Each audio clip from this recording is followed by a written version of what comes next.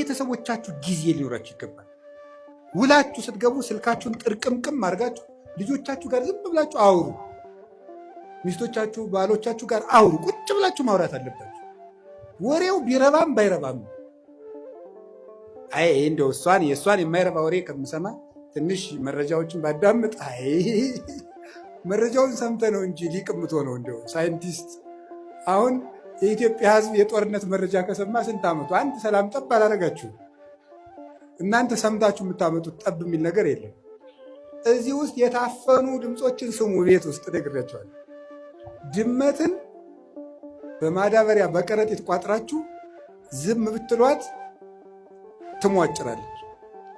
ካልወጣች አታርፍም፣ ትሟጭራለች።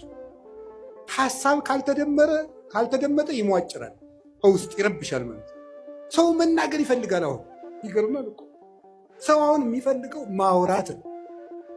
እንዲያውም አሁን ንስሐ አባቶች ሁሉ የተቸገርነው ሰውን ቤት የሚሰማው ስላጣ የዓመቱን ከእኛ ላይ ስለሚናገር የዓመቱን ይመጣና እኛ ላይ የ10 ዓመቱን የ40 ዓመቱን እቤት አይሰማውማ።